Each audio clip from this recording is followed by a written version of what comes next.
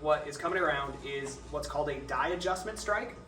At this point in the US Mint, this is the 1880s, they're still using steam presses. So they would have to dial in their pressure and get it right so that the coin fully struck up. So this was a lot of experimentation. It's kind of playing with it. You know, technology is not the same as it is today. They're doing all this stuff by hand. So this coin, you'll notice, has, as you see it when it comes around, it's very weakly struck all around the perimeter. And that's because they were playing with the pressure trying to get it to strike upright. All these coins should have been destroyed. They're test pieces, essentially, to dial in the new dies. They all should have been destroyed. There's about a dozen Morgans that are known about that are floating around as die adjustment strikes.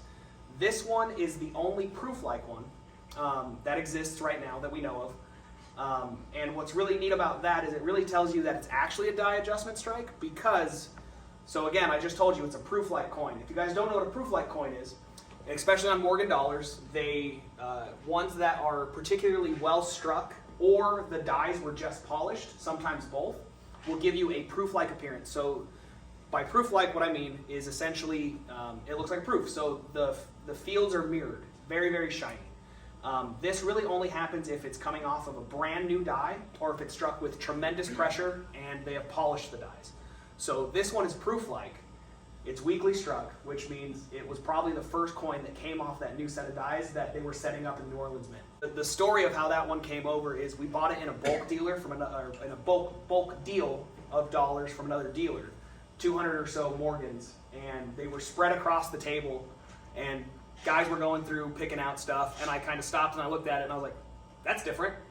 So I stopped, I grabbed it, and we went through the whole rigmarole. It's been about 4 months in the making, getting it in the right holder. We fought with PCGS about it for a little while, and they sent it to their expert who called it what it was, and then they decided that that's not what it is. So they sent us back to us as an MS61 proof-like.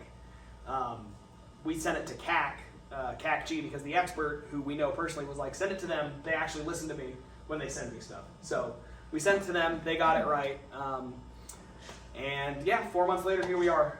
So that's a whole brand new example. It's probably going to make some waves. You might see a couple articles about it in the next few months if you read any of the trades. So it's pretty neat.